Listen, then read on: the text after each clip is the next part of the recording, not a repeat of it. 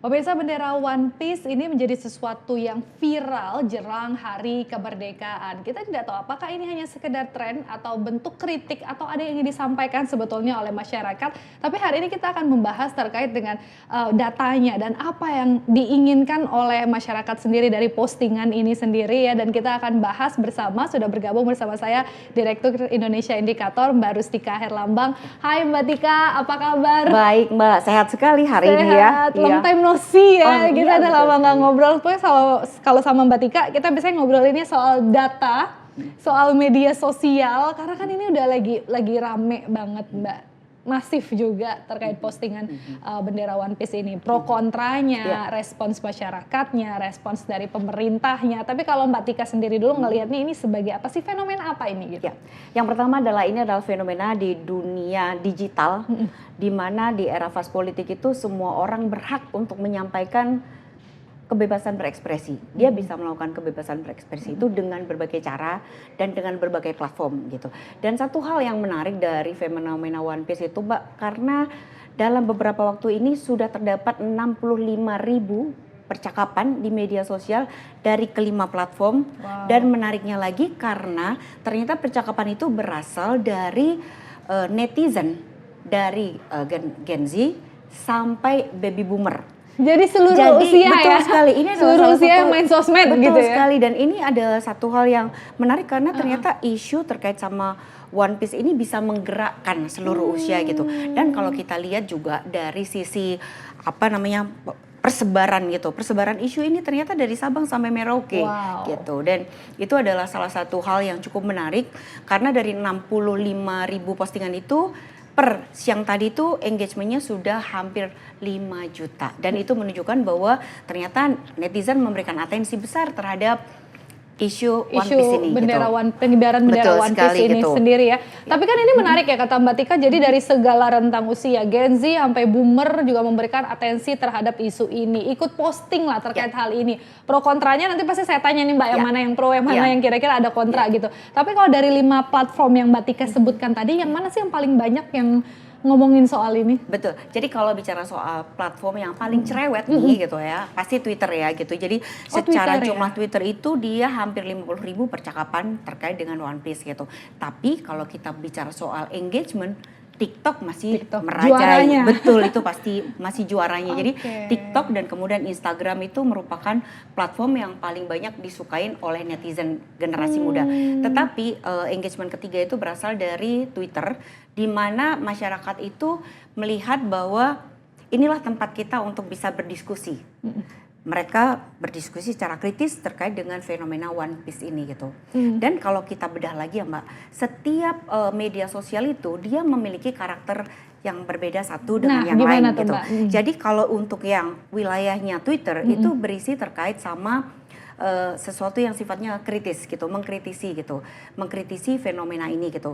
Dan di sini tuh ada dua pihak sebenarnya, antara mereka yang mengkritisi terhadap pelarangan dan satu lagi adalah mengkritisi terhadap fenomena kenapa anak muda dia mengibarkan bendera pada saat menjelang 17 Agustus. Ini sebuah kebetulan atau emang nyari momen jelang 17 Agustus atau apa sih gitu kan? Nah sebenarnya kalau kita tarik nih Mbak lebih panjang ya.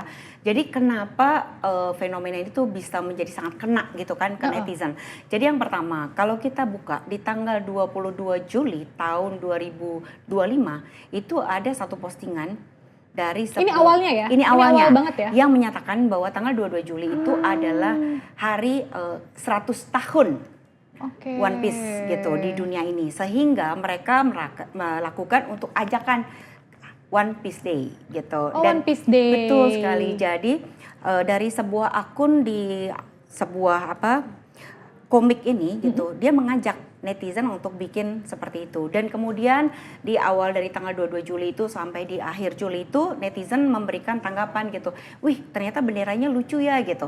Nah, kemudian mereka teringkat dan banyak juga mereka membuat hashtagnya adalah One Piece Day gitu. Berarti Mbak Tika, ini berarti awalnya dari 22 Juli terkait dengan 100 hari atau One Piece Day ini, 100 tahun atau One Piece Day ini, 100 hari, 100 tahun atau One Piece Day ini sendiri, sebenarnya belum ada maksud apa-apa ya? Ya, jadi belum ada masuk apa-apa. Belum di-relate kemana-mana gitu ya? Belum sekali. Jadi pada saat itu netizen juga meresponnya juga karena kaitannya sama kartun ini lucu, menarik gitu. Bicara terkait sama apa namanya ketidakadilan gitu, perjuangan terhadap ketidakadilan. Hanya di situ saja gitu. Batasnya sampai situ? Batasnya di situ aja gitu. Dan kemudian karena kita melihat bahwa gambarnya itu kan seru ya benderanya gitu.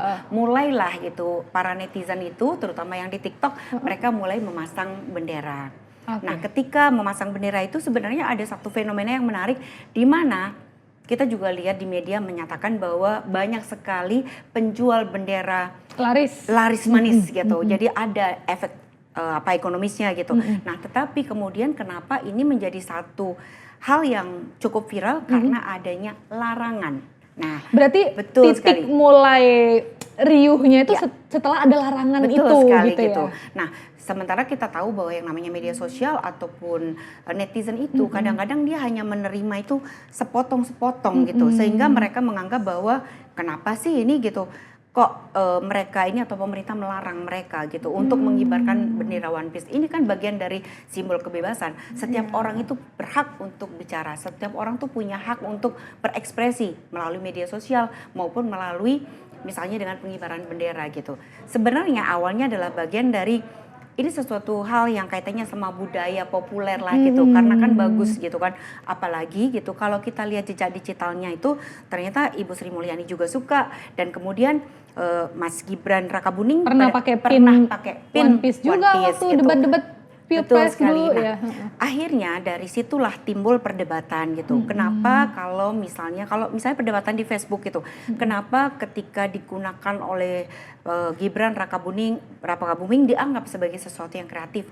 Kenapa ketika digunakan oleh orang lain dianggap sebagai pemecah bangsa gitu? Nah, yang namanya netizen itu dia juga belajar dari jejak digital gitu. Dan ternyata ditemukan bahwa pada tanggal 5 Agustus tahun 2023 ternyata Presiden Prabowo itu dia juga menyampaikan ada sempat wawancara dengan seorang konten kreator terkait sama One Piece tersebut gitu. Nah, di situ Presiden Prabowo ditanya, Bapak tahu nggak soal One Piece ini gitu? Ya saya tahu tapi saya nggak mengikutin gitu. Nah kemudian si akun konten kreator itu menyampaikan kepada Pak Prabowo gitu, Pak kalau zaman dulu misalnya Amerika ngebom Jepang itu Jepang tidak membalas dengan bom Pak, tapi dia membalasnya dengan komik Pak gitu. 20 tahun kemudian Bapak tahu kalau di Amerika sudah penuh dengan ideologi Jepang melalui komik tersebut gitu. Nah kemudian ada satu statement dari Pak Prabowo yang mengatakan kenapa masyarakat Indonesia kita tidak membuat yang seperti itu gitu.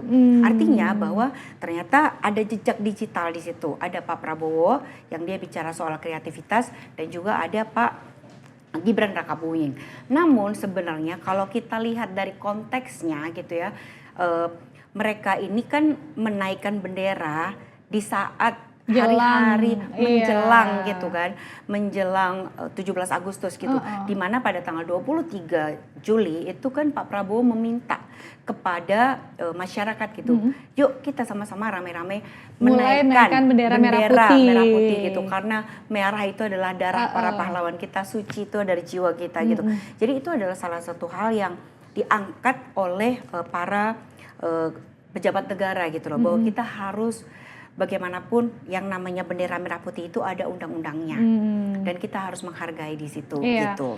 Nah kan berarti gini Mbak Tika, dari postingan yang sebenarnya awalnya tadi tidak ada tujuan tertentu, tidak ada maksud tertentu, sampai akhirnya sekarang rame, berarti titik ramenya adalah mulai saat dilarang dan mungkin saat dikatakan yang memecah belah bangsa seperti itu reaksinya makin panas gitu dari netizen gitu ya Mbak. Nah tapi dari beberapa platform yang tadi Mbak Tika sebutkan kan dengan beda-beda tipenya, tipe percakapannya tadi dari Gen Z sampai Boomer Mbak. Emang tipenya itu apa sih Mbak? Jadi kalau misalkan TikTok lebih ke protes kah, lebih ke kritik kah, ke pemerintah atau kemana? Yang Twitter lebih kemana? Facebook? Betul sekali. Jadi kalau kita buka nih ya dari seluruh klaster dan kemudian kita lakukan analitis, itu ada 3 sebenarnya. Percakapan netizen itu terbagi atas 3. Yang pertama adalah mereka yang pro terhadap bendera One Piece, itu ada 35%. Kemudian dari yang netral itu ada 20%, dan kemudian ada klaster kontra bendera One Piece itu 45%. Justru banyak kan yang kontra ya? Betul. Nah, kita lihat dulu di mana itu. Jadi, Iya. yang pertama, yang mereka pro itu karakteristiknya itu rata-rata adalah milenial sama Gen Z yang mereka tuh aktif di media sosial. Oke. Karakternya ya. Ini yang kemudian pro. Yang pro gitu. Oke. Terus mereka tuh argumentasinya seperti ini. Ini adalah salah satu bentuk ekspresi demokratis gitu. Terus kemudian juga ada juga yang mengatakan ini simbol perlawanan terhadap ketidakadilan. Jadi di antara mereka mengatakan bahwa saya mencintai Indonesia gitu loh. Tetapi bahwa saya peduli terhadap ketidakadilan itu adalah bagian saya untuk mengekspresikan kecintaan saya terhadap Indonesia gitu. Nah, menurut dia itu ini adalah cara baru untuk misalnya menunjukkan patriotisme tuh ya caranya seperti ini gitu. Dan mereka menganggap ini nggak apa-apa karena ini bagian dari kritik konstruktif kepada pemerintah.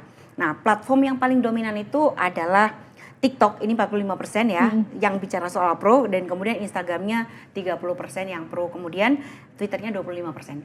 Oke, itu tadi yang pro, yang menganggap ini bahwa adalah kritik, cara mengkritik ketidakadilan gitu ya, atau dengan kebijakan-kebijakan yang mungkin lagi bikin rame akhir-akhir ini gitu kan Mbak. Kemudian klaster kontra gitu ya, terhadap bendera One Piece itu memang ada 45%. Kenapa gitu, jadi karakteristik mereka itu yang memposting itu adalah rata-rata dari Gen X, kemudian baby boomers dan para aktivis.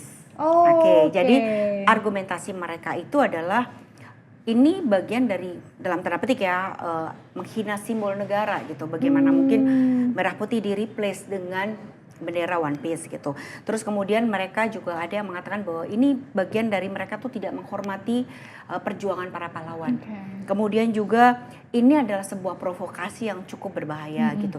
Dan kemudian juga nggak pantas lah kita membicarakan atau kita mengibarkan bendera One Piece pada saat kita mau merayakan ke 80 tahun. Lebih ke etikanya HUT, ya. Iya betul sekali gitu. Nah kemudian masih ada lagi netral, jadi ada klaster netral. Oh iya, kalau yang klaster kontra tadi memang kebanyakan itu adanya di Twitter. Kemudian Facebook. Juga ada di Facebook dan juga ada di YouTube gitu. Boomer memang ya, paling banyak itu di Facebook memang karena di situ terjadi mereka yang cukup banyak dan juga di Twitter. Nah, kalau kelompok yang netral itu ada 20% itu rata-rata mereka adalah pengamat politik, akademisi, dan kemudian juga akun-akun dari media mainstream karena kan dia ingin meluruskan gitu. Pendekatannya itu lebih pada analisis objektif terkait dengan fenomena tersebut. Kedua adalah soal bagaimana fenomena ini tuh dikaitkan dengan konteks gitu loh. Jadi kontekstualisasi historis gitu. Yang ketiga itu adalah mereka juga banyak bicara soal evaluasi atau dampak sosial daripada fenomena digital seperti sekarang gitu. Dan keempat adalah rekomendasi kebijakan itu sebaiknya apa yang dilakukan ya gitu. Nah kemudian platform yang paling dominan otomatis adalah YouTube karena YouTube itu kan dia bisa memotong-motong ya dari berbagai televisi gitu ya, terus kemudian dipotong-potong dan kemudian dimasukkan ke sana gitu. Nah sebenarnya itu ada beberapa hal ya yang terkait dengan media mainstream. Itu ada 4 hal yang diangkat, itu adalah terkait sama aspek hukum. Jadi betul. Jadi media mainstream itu ingin mengingatkan gitu loh. Ini ada pelanggaran undang-undang seperti itu. Undang-undangnya seperti apa gitu. Jadi lebih banyak informasi. Kedua adalah terkait dengan dimensi politik gitu. Jadi bagaimana kaitan antara situasi politik ini dengan kebijakan pemerintah yang kebetulan.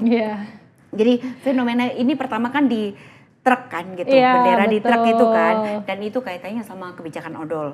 Nah kemudian yang satu lagi itu adalah terkait sama pemblokiran rekening, yang itu membuat netizen itu kan marah kan gitu. Nah kemudian yang ketiga itu adalah mereka mengangkat soal pengangguran gitu, jadi tanah nganggur disita gitu, rekening nganggur disita, tapi kita ada pengangguran 2 juta, kenapa kita nggak dipikirin? Nah itu yang banyak diangkat oleh media yang mengambil gitu dari data-data media sosial. Berarti gitu. keresahan yang relate tadi sama momen-momen ini gitu sekali. Ya, membuat memang jadinya One Piece ini makin rame, makin jadi masif. kuncinya tadi betul Mbak, relate. Jadi kenapa netizen itu dia sangat dekat terhadap isu ini karena relate gitu. Nah, tetapi kan kita juga harus mengingat bahwa kenapa misalnya Pak Budi Gunawan gitu, dia menyampaikan bahwa hati-hati karena ini bisa memecah belah bangsa misalnya seperti kata Pak Dasko gitu. Mungkin dia melihatnya jauh lebih panjang seperti pernyataan tadi ya, pernyataan antara Pak Prabowo sama si akun seorang konten kreator itu kita harus sadari gitu loh bahwa ini adalah bagian dari bentuk perang budaya yang dia dimasukkan ke dalam sudut pandang atau kognisi masyarakat Indonesia tanpa masyarakat Indonesia itu terasa gitu. Nah, itu adalah beberapa contohnya. Dan kalau kita lihat gitu ya, apakah betul sih yang disampaikan oleh mereka itu gitu terkait sama satu fenomena yang disebut sebagai cognitive warfare, perang kognisi. Itu apa? Jadi itu apa perang kognisi itu adalah perang tanpa darah gitu. Oh, Dia bisa ya, melakukan betul sekali. Dia bisa menjajah seseorang tanpa orang itu sadar kalau dia tuh sebenarnya dijajah dalam tanda petik gitu. Dengan cara dia menyentuh sisi emosionalnya, dia menyentuh sisi bawah sadarnya sehingga masyarakat itu nggak sadar bahwa ada satu budaya, bahwa ada satu ideologis yang dimasukkan ke dalam pemikiran netizen itu terkait dengan satu ideologi tertentu gitu. Jadi kenapa kok mereka ini kelompok yang senior maupun para pejabat negara itu mereka tuh kontra terhadap hal itu karena dia menganggap bahwa ada beberapa ciri-ciri. Jadi ciri-ciri yang namanya cognitive warfare itu ada beberapa ciri. Yang pertama adalah adanya identifikasi pola serangan kognitif ya. Jadi fenomena pengibaran bendera ini dilihat sebagai manifestasi dari cognitive warfare tersebut gitu. Jadi strategi soft power gitu yang menggeser loyalitas dari simbol negara ke simbol budaya yang transaksional gitu. Itu yang pertama. Kedua, yang kekhawatiran mereka itu adalah adanya mekanisme manipulasi persepsi dengan cara apa? Pemanfaatan karakteristik psikologis Gen Z yang cenderung mencari identitas gitu ya melalui fandom dan budaya populer. Kemudian para senior itu juga mengingatkan bahwa ini tuh ada dampak strategis jangka panjangnya loh gitu. Seperti adanya pelemahan kolektif memori gitu ya tentang sejarah perjuangan dan pembentukan identitas nasional. Keempat adalah mereka mengkhawatirkan gitu loh bahwa ini tuh ada kombinasi antara memang organik grassroots yang dia memposting dengan amplifikasi yang terorganisasi. Ini kekhawatiran mereka. Dan mereka juga khawatir karena apa? Karena ketergantungan tinggi pada media sosial itu membuat para Gen Z itu sangat mudah gitu ya atau rentan gitu terhadap narasi-narasi yang sifatnya itu manipulasi dan mudah untuk langsung berbeda arah gitu ya. Langsung berbeda arah. Hari ini besok bisa langsung berubah dan gitu dampaknya itu benar-benar terlihat gitu bagaimana mereka yang pro dan mereka yang kontra gitu. Dan yang dikhawatirkan itu adalah nanti ada semacam ketidakpercayaan gitu ya antara generasi muda terhadap generasi yang lebih senior gitu. Nah, sebenarnya kalau kita ya melihatnya dari sisi yang jauh lebih panjang, ini tuh harus ada penjembatan antara yang generasi senior dengan generasi yang junior tadi Junior gitu. Yang Gen Z, betul sekali gitu. Ya. Jadi kalau saya melihat dari analitik data atau postingan mereka yang anak-anak muda itu, mereka itu sebenarnya anak muda itu sedang mencari gitu loh. Sebenarnya bagaimana sih cara mencintai Indonesia? Mereka mengekspresikan dengan bahasa mereka, dengan cara mereka gitu. Dan dilihat dari postingan yang mendapatkan engagement paling besar itu, mereka tuh sebenarnya tidak anti nasionalisme kok gitu. Mereka hanya kadang-kadang nggak tahu bagaimana mengekspresikan.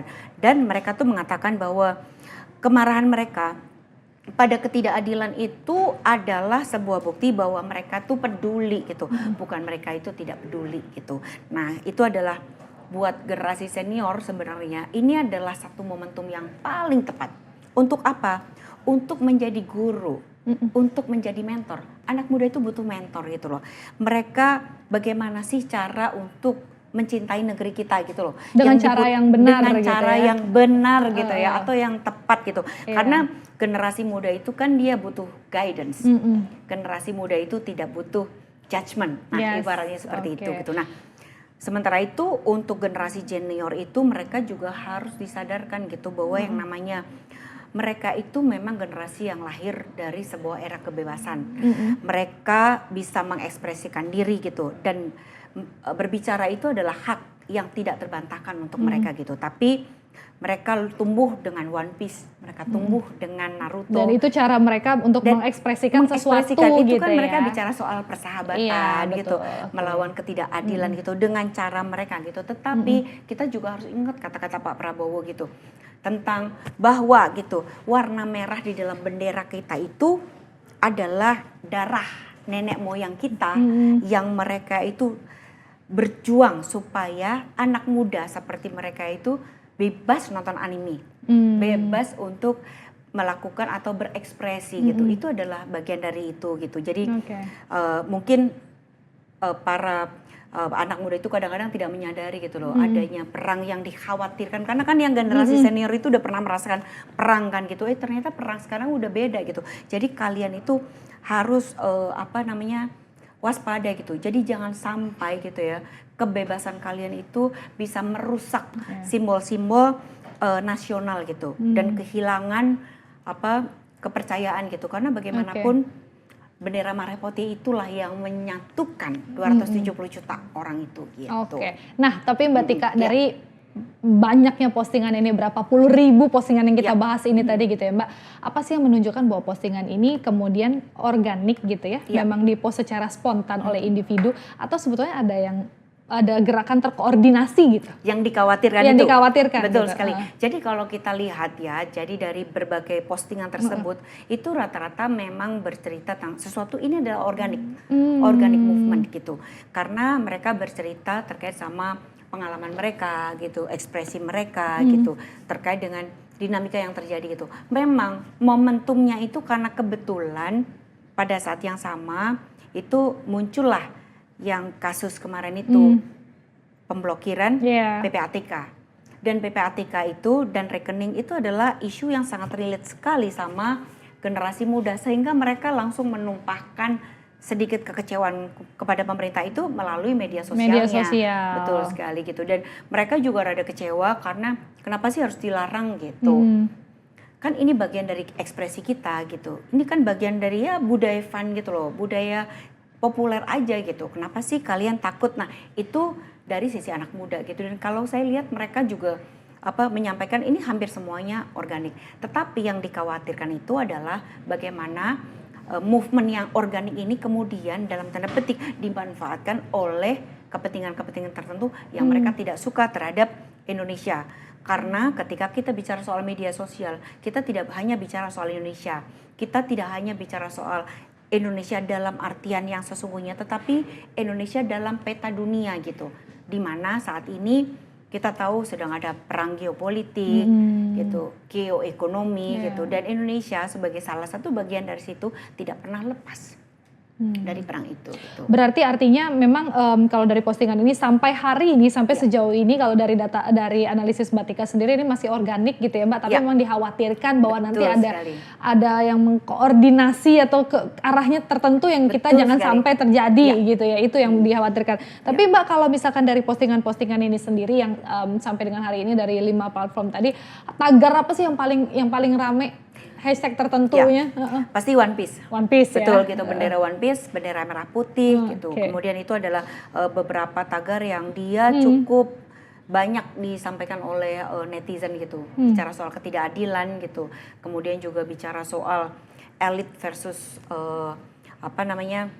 dari elit terhadap rakyat jelata gitu. Jadi itu adalah beberapa tagar yang di situ. Tapi jangan lupa tagar paling banyak itu truk awalnya. Oh, awalnya truk ya? Truk, ya. Jadi itu ada kenapa gitu? Karena ada satu postingan yang dia tuh mengajak, yuk kita hari ini kita posting bendera One Piece gitu. Nah, jadi sebenarnya mungkin dari satu pihak ketika dia tuh memasang bendera One Piece itu karena dia mungkin sedikit kecewa, tapi dia mungkin tidak berpikir sejauh itu bahwa dampak ajakan untuk mengibarkan bendera itu akan sejauh ini gitu. Karena kalau kita lihat itu TikToknya yang dia paling banyak engagementnya itu, dia adalah maaf Jenderal, kali ini kami tidak mengibarkan bendera merah putih gitu.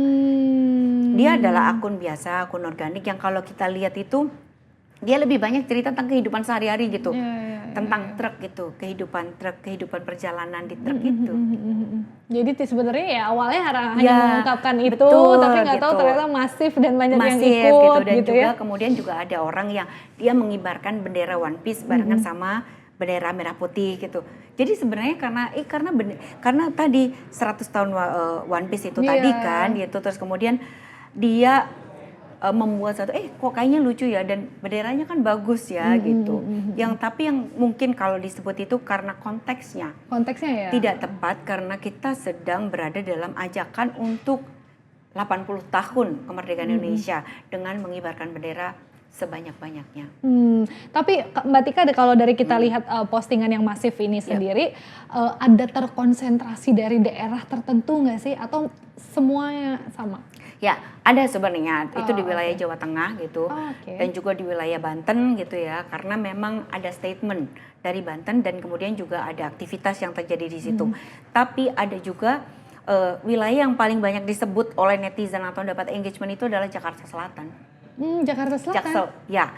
Kenapa begitu? Karena memang ada satu akun gitu yang dia mengajak bahwa wah, orang Jaksel ini nggak mau pasang bendera merah putih, dia lebih suka pasang bendera. Gitu. Ya, betul gitu. Nah, tetapi sebenarnya di berbagai daerah itu ada fenomena gitu. Nah, sementara itu memang ada dari pihak pemerintah atau aparat, mereka kan sedang melakukan pemantauan gitu kan terhadap fenomena ini gitu. Jadi jangan sampai fenomena yang dari budaya pop ini bisa menggeser nilai-nilai luhur daripada kemerdekaan bangsa Indonesia. Tapi kalau Mbak Tika ngelihatnya tadi kan Mbak Tika sempat menyinggung soal respons aparat yang maksudnya ada yang nyuruh menurunkan segala macam. Nah, dengan respons yang seperti ini dilakukan oleh aparat sendiri gitu ya Mbak, apakah ini justru akan bikin semakin viral atau justru respon yang tepat gitu untuk ya masyarakat gitu kan? Ya, sebenarnya itu karena ada 3 statement ya gitu dari sebenarnya awalnya bukan aparat tapi lebih ke pemerintah ya gitu. Jadi memang statement dari Pak Sufmi Dasko, kemudian juga Pak Firman, kemudian juga Pak Budi Gunawan, itu adalah 3 postingan yang mendapat tanggapan paling besar gitu. Dan kemudian adalah dari Wakapolda Banten terkait dengan apa yang harus dilakukan ketika ada pengibaran bendera tersebut gitu. Nah, tetapi di sisi lain itu netizen itu melihat adanya ketidakkonsistenan antara satu pemerintah dengan pemerintah yang lain. Ada pemerintah yang dia menyatakan itu adalah bagian dari kebebasan berekspresi gitu. Tetapi sebaiknya kalau bisa sebaiknya di bawahnya bendera merah putih gitu. Jadi ada juga misalnya karena kan kalau dari segi aturan juga sebenarnya tidak ada larangan ya Mbak, kecuali tapi jangan lebih tinggi dan jangan sejajar, harus di bawah gitu ya. Nah betul, dan itu sebabnya kalau di media sosial juga itu statementnya Gus Dur terkait dengan pengibaran bendera itu juga banyak kembali diangkat gitu. Boleh pasang bendera tapi harus di bawahnya bendera merah putih. Nah seperti itu gitu. Nah sementara itu netizen juga melihat atau mengangkat statement daripada Ibu Titi Prabowo, Ibu Titi kan gitu, yang menyatakan bahwa udahlah nggak apa-apa gitu loh, santai aja gitu. Jadi jangan dianggap terlalu berlebihan lah gitu. Itu juga diangkat oleh netizen. Jadi netizen pun juga mengangkat ini kenapa antar pemerintah ini tidak terkoordinasi dalam satu suara gitu ya. Tapi kalau menurut Mbak Tika sendiri, apa sih langkah yang sebetulnya harus diambil oleh pemerintah saat ini untuk memberikan respons yang tepat gitu terkait hal ini, atau kan mungkin diem aja sampai ini berlalu atau seperti apa gitu? Sebenarnya masalahnya itu adalah bagaimana menjembatani 2 hal yang seperti tadi saya sampaikan gitu, sehingga terjadi polarisasi. Karena ini kita bicara soal POV gitu loh. POV-nya netizen yang anak muda yang dia bicara soal kebebasan berekspresi gitu ya, dengan POV-nya kita harus menjaga sakralitas merah putih, kita harus menjaga Indonesia gitu. Nah di sini sebenarnya kan harus ada jalan tengah gitu loh untuk mensosialisasikan kepada netizen gitu. Dirangkullah mereka gitu. Oke, kalian boleh berekspresi, tapi kalian harus tidak boleh melupakan jasa para leluhur kalian sehingga kalian bebas hidup di Indonesia seperti ini gitu.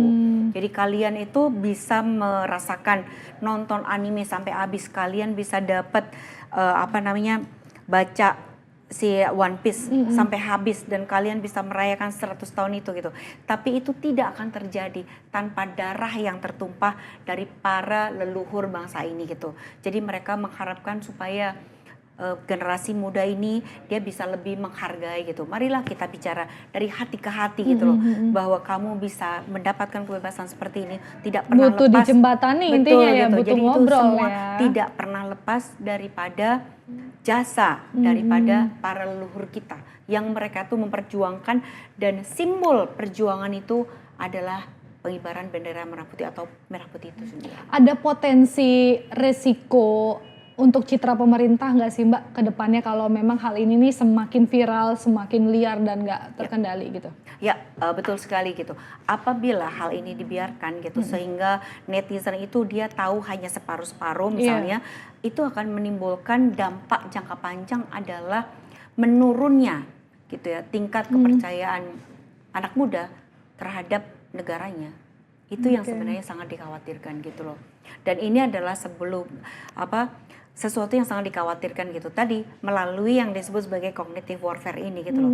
Jadi loyalitas kepada simbol negara itu dia luntur karena sesuatu yang sifatnya transaksional atau semacam ideologi dari negara lain misalnya seperti itu yang dikhawatirkan. Itu yang dikhawatirkan dan Betul sebetulnya sekali. yang dibutuhkan adalah menjembataninya tadi gitu dan selalu ada solusi lah gitu. Selalu ada solusi. Betul, yang tadi disampaikan gitu. Jadi anak muda itu dia butuh guidance, bukan butuh judgment gitu. Butuh guidance bukan butuh judgment. Betul. Dan mungkin kalau ya kritik dan dalam masih batas yang wajar gitu ya. Sekali, itu tidak ada masalah gitu kan, asal memang tidak melanggar hal-hal atau yang sudah tertera dalam undang-undang lah gitu ya. Betul sekali. Gitu jadi kan, untuk netizen generasi muda dia harus disadarkan gitu loh bahwa Indonesia itu adalah masa depan kalian gitu. Jadi Indonesia itu juga butuh generasi muda gitu.